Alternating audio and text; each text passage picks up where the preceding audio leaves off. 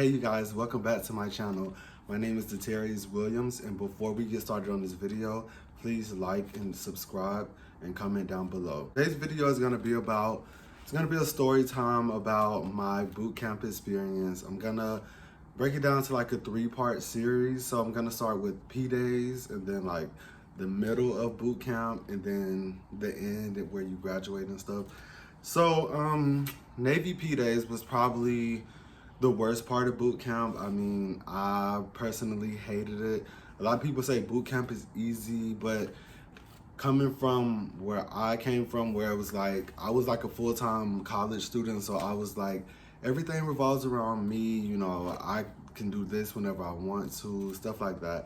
So when you go into boot camp, which is so structured, it just hits you like, it hits you hard. We're gonna talk about the first part, getting to the airport. So it's gonna be you with like a whole bunch of new people that are also joining the Navy. You're gonna have like these big orange envelopes. I don't know if they still do that. I joined in August of 2014. But we had these big orange envelopes, and it was so like, it was just so obvious that we're about to join the military or do something crazy. So all of us boarded the plane, and then from Atlanta to Chicago, and we got off the plane at Chicago, and we all just walking around, you know, chilling, talking.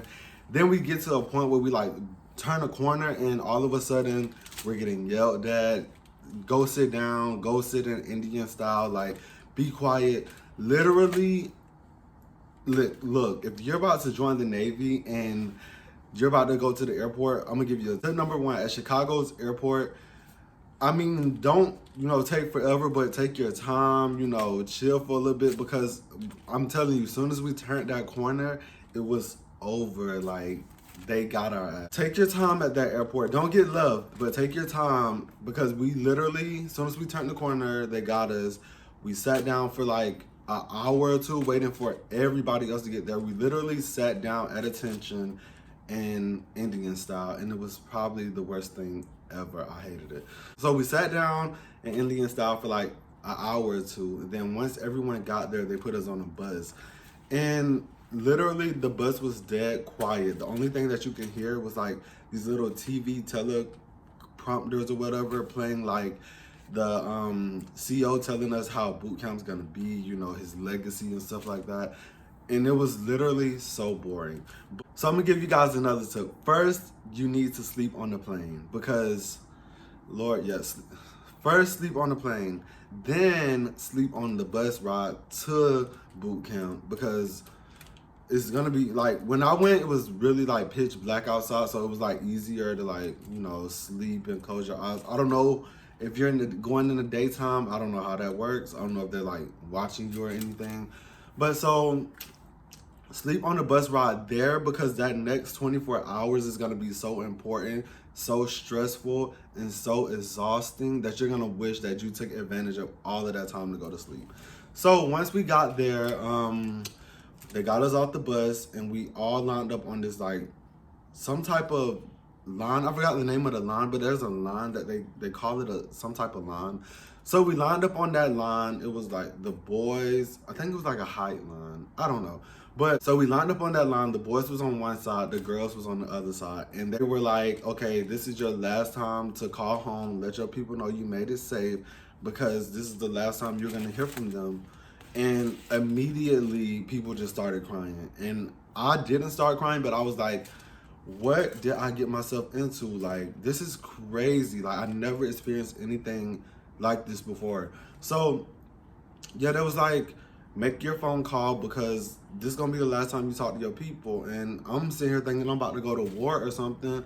So I called my mom. I'm trying to hold back tears, like, Mom, you know, this is gonna be my last time hearing from you. I love you so much. If you don't hear from me, please, you know, all of that good stuff. And she on the phone crying. I'm trying not to cry. Everybody around me crying.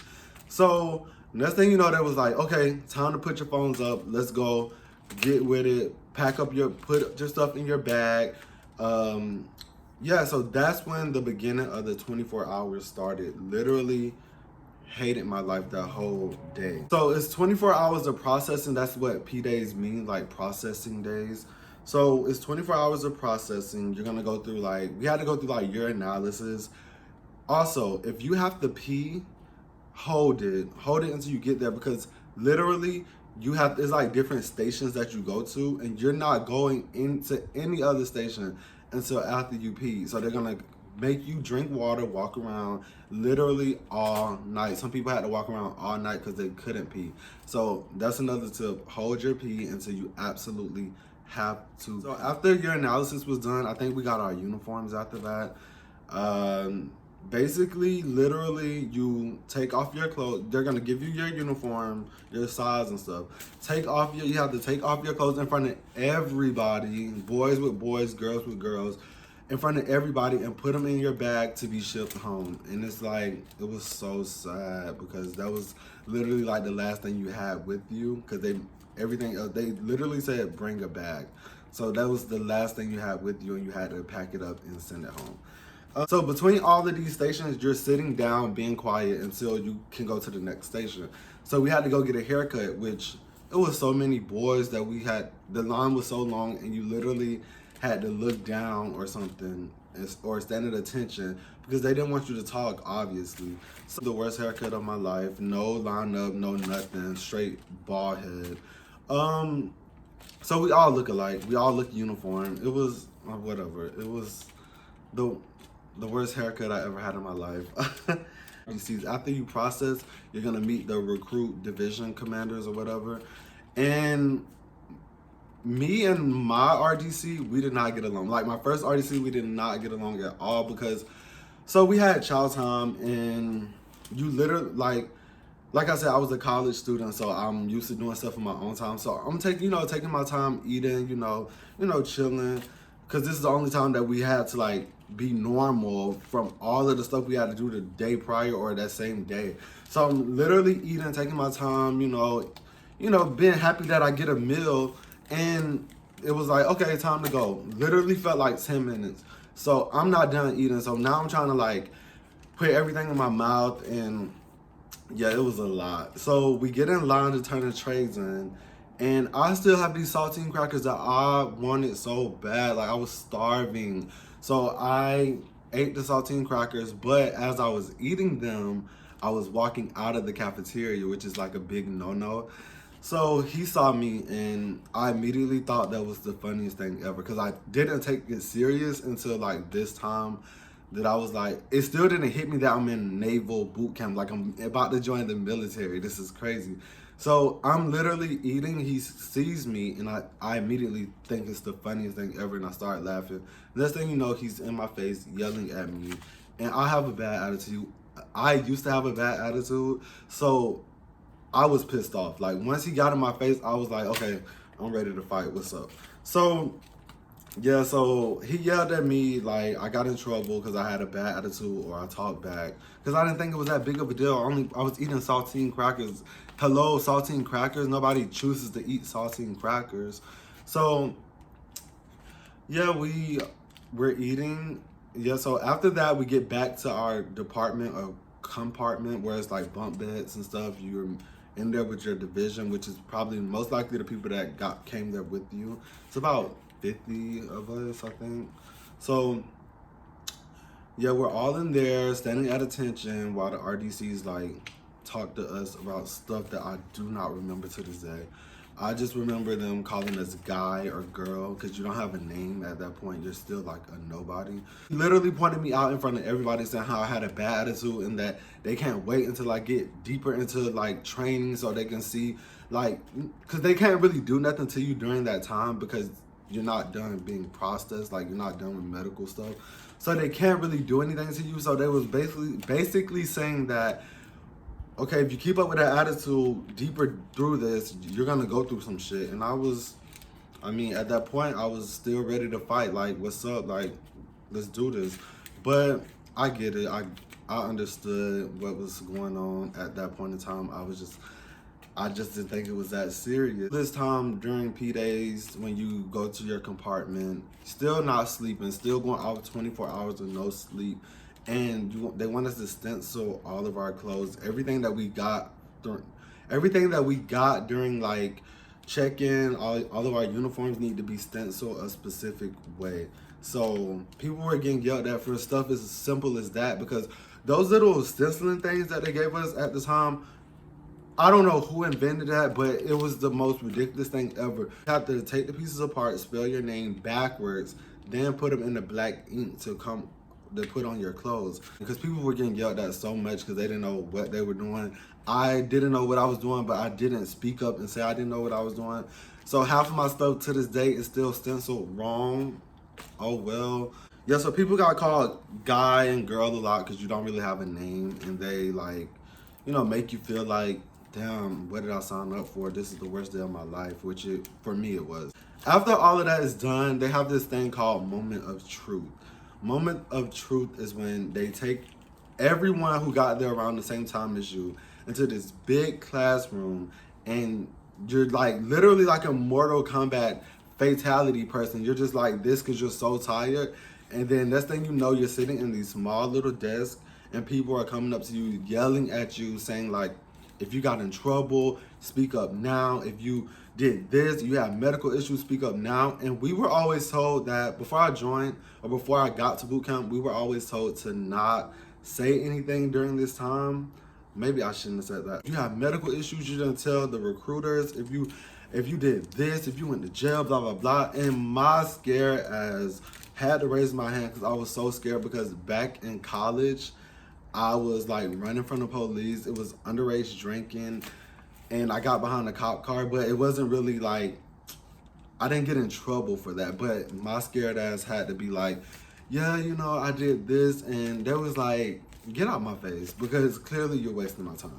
So I went back in the room, and everybody's still like in shock because these people just yelled at us and were like, hey, if you did this, you're going to get kicked out. If you did this, you need to say something now before we find out later, because it's going to be deep shit. So everybody like probably rethinking their whole life, like, did I do this? What did I do with this? Did I get in trouble for this? And it was just so crazy. Like I was in shock. And I can't believe I went out there and wasted those people's time telling them I got that I got put in a cop car for underage drinking by a campus police. Clearly wasting these people's time. Don't say anything during this time, because the recruiter already knows your situation. Most likely they already let the medical people know what's going on. So like, if you made it that far, don't say nothing that's gonna jeopardize your future. Like, these people are just trying to scare you into getting yourself pretty much put out. Like, that's what it is. After all that's done, I don't know if this was the same day or not, but medical literally scared the crap out of me, because first of all, I'm scared of getting shots. I never got that many shots before until I got to boot camp. So you literally sitting in Indian style. Once again, they love that. You're sitting in Indian style and they're like, if you need this, if you need that, we get this little form, you let them know. Like, it tells you what we need. So we're literally walking in a line, like straight in a line, and people just like giving you shots on each arm, back to back to back. And I'm trying my best not to fall out. People falling out everywhere. Like, I'm trying my best to not go crazy, because literally every step you take, you're getting a shot. And then the worst shot, everyone knows about this shot. The worst shot comes at the end, the peanut butter shot. It does hurt as much as people say it does. Like, it hurts so much, y'all. I can't even explain or emphasize how much it hurts. Peanut butter shot, we're still in processing. You're still in processing for like a week or two.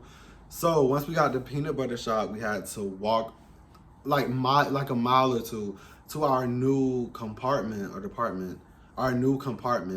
And y'all, imagine walking with this big ass sea bag on you, and it's rubbing up against where they gave you a shot at. So now it hurts so bad. I can't even explain how much it hurt walking with a bag rubbing up against that.